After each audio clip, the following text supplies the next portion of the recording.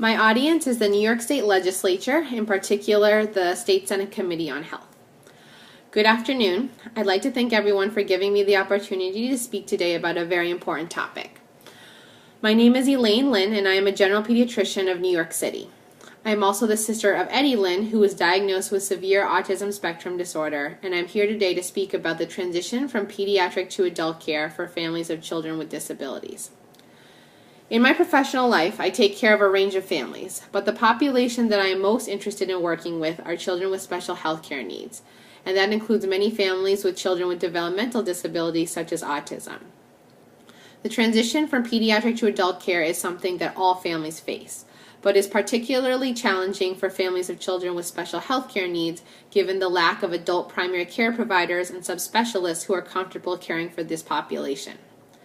Nearly 500,000 children with special health care needs transition to adulthood each year, and that number is growing given the number of chronic illnesses that are now starting in childhood. My experience with my brother taught me that transition point occurs differently for each person. We often define adulthood as age 18, but for many of these children with developmental disabilities, it can be older. For example, for him, it was around age 21 or 22, and he is now 24, but is still cared for by a pediatric neurologist, because it is the pediatric subspecialist who knows best about his condition and what resources are available for both him and our family. The educational transition for these families is often defined by the state, but the medical transition is not defined at all.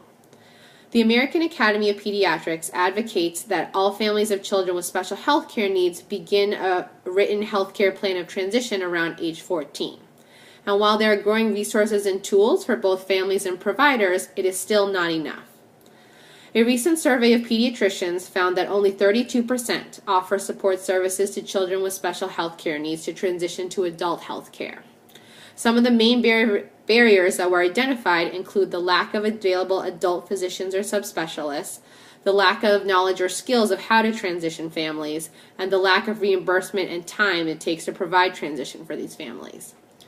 We need to be able to offer more tools, support, and adequate compensation for pediatricians to help these families during their transition in order to avoid some of the difficulties and inefficiencies that are in our healthcare system. Many families suffer and are lost to follow-up because of the lack of planning, and I am here to advocate for increasing the physician workforce as well as creating more incentives for clinicians to care for both children and adults of special health care needs in order to address some of these issues. We have an opportunity now with the Affordable Care Act to try new payment structures and innovative models to include services that could provide the necessary care for these families of children with special health care needs during their transition. Thank you for your time and your attention.